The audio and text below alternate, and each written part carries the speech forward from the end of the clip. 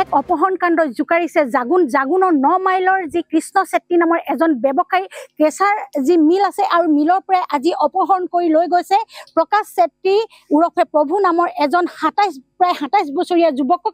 এই যি কৃষ্ণ চেত্ৰী নামৰ ব্যৱসায়ীজনৰ কেঁচাৰ মেচিনত প্ৰায় 10 বজাত এখন বগা অৰুণাচলৰ যি নাম্বাৰ প্লেট লগা এখন ডাম্পাৰ প্ৰৱেশ কৰিছে আৰু প্ৰৱেশ কৰি কৃষ্ণ চেত্ৰীৰ এই যি কাৰ্যালয়ৰ নথি পত্ৰ তেওঁলোকে পৰীক্ষা কৰি তেওঁলোকে কৃষ্ণ চেত্ৰী নামৰ ব্যক্তি যিজন ব্যক্তি এই ব্যক্তিজনৰ আৰু এখন তেওঁ ফৰ্চুনাৰ বাহন আছে আৰু এই ফৰ্চুনাৰ বাহনতে কৃষ্ণ চেত্ৰী আৰু যি তেওঁৰ ভতিজাক যিজন প্ৰকাশ চেত্ৰী নামৰ ব্যক্তিজনক এই যি অস্ত্ৰধাৰী 8জনীয়া দুৰ্বৃত্তৰ দলে ফৰ্চুনাৰখনতে ইয়াৰ পৰা উঠাই লৈ যায় আৰু তিৰাপ নৈ পাৰ কৰাই তেওঁলোক গুচি যায়। আমাৰ সৈতে আছে কৃষ্ণ চেত্ৰী, তেওঁৰ পৰা আমি পোনপটীয়াকৈ জানিব বিচাৰিম কেনেকৈ হৈছিলে ঘটনাটো আজি পুৱাৰ ভাগত।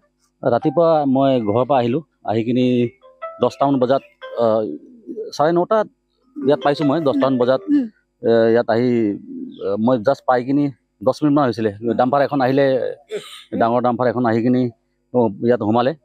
তাৰপিছত সোমোৱাৰ পাছত নামি আহিলে কেইজনমান 4-5জনমান নামি আহিলে, 4-5জন নামি আহি মালিক কোন মহৰী কোন বুলি হেৰি কৰিলে। মইতো এনেই আছিলোঁ, মই প্ৰথমতে মালিক নহয় বুলি মই গম পালোঁ। প্ৰথম নামি আহি মই গম পালোঁ যে এনেকুৱা এতিয়া ইয়াত হেৰি আছে বুলি। মই প্ৰথম মালিক নহয় বুলি কৈছিলে। ইয়াত এনেই মোৰ কেঁচাটো আজি 2 বছৰমান হ'ল বন্ধে আছে, 2-3 বছৰ হ'ল বন্ধে আছে। তাৰপিছত সিহঁতি মাৰ ধৰ হেৰি কৰিলে, ল'ৰাকেইটাক সোধ-পোছ কৰোঁতে মালিক এইটো হয় বুলি ক'লে।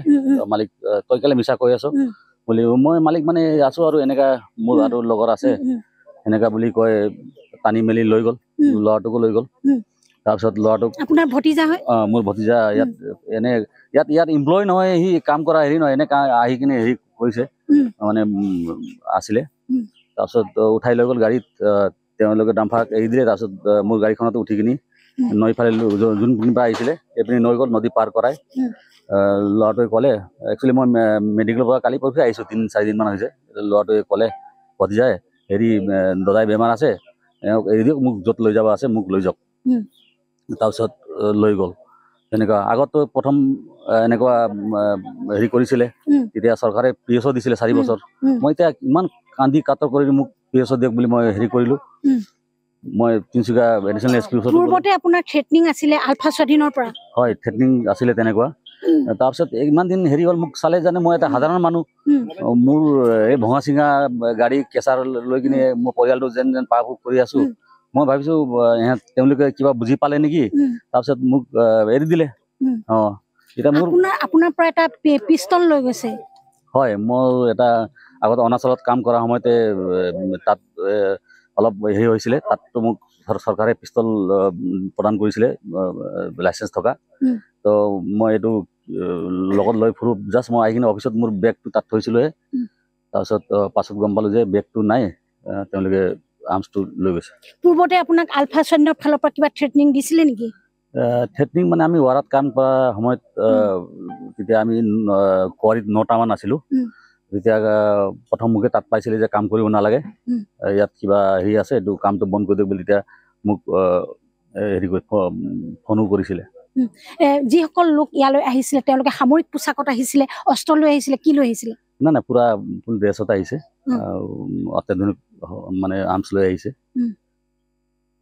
হয়, আচলতে অত্যাধুনিক মাৰণাস্ত্ৰ লৈ এই স্থানত প্ৰৱেশ কৰিছিল এই যি 8জনীয়া দুৰ্বৃত্তৰ দলটোৱে, আৰু দলটোৱে তেওঁৰ যি কাৰ্যালয়ত তেওঁ থৈ দিয়া .32 এটা পিষ্টল, তেওঁৰ নিজৰ এটা পিষ্টল তেওঁ লৈ গৈছে। তেওঁ জনাইছে যে পূৰ্বতে তেওঁক আলফা স্বাধীনৰ পৰা তেনেধৰণৰ তেওঁক ধন দাবী বা এনেধৰণৰ একো ঘটনা হোৱা নাই, কিন্তু প্ৰায় 4 বছৰ পূৰ্বে তেওঁক অসম চৰকাৰে তেওঁক যে এক PSO দিছিলে, আৰু PSO দিছিলে তেওঁ পূৰ্বতে এনে এক থ্ৰেটনিং পাইছিলে যে তেওঁ অৰুণাচলৰ ৱালাত কাম কৰি আছিল, আৰু কাম কৰি থকা অৱস্থাতে তেওঁ কিছুমান ধন দাবীৰ সন্মুখীন হৈছিলে সশস্ত্ৰ পন্থাৰ পৰা, আৰু তাৰ পিছতে তেওঁক অসম চৰকাৰে PSO দিছিলে। আৰু PSO উঠাই দিয়াৰ পিছত পুনৰ এই স্থানত 9 মাইলৰ জাগুনৰ 9 মাইলত আজি তেওঁ এই কৃষ্ণ চেত্ৰীৰ যি মিল আছে, এই মিলত আহি কেঁচাৰ মিল আছে, আৰু মিলত আহি এনেধৰণৰ দুৰ্বৃত্তৰ দলে অপহৰণ কৰি লৈ যায়।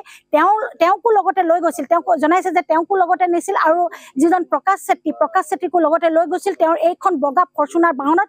মই ND24 দৰ্শকক দেখাব বিচাৰিছোঁ।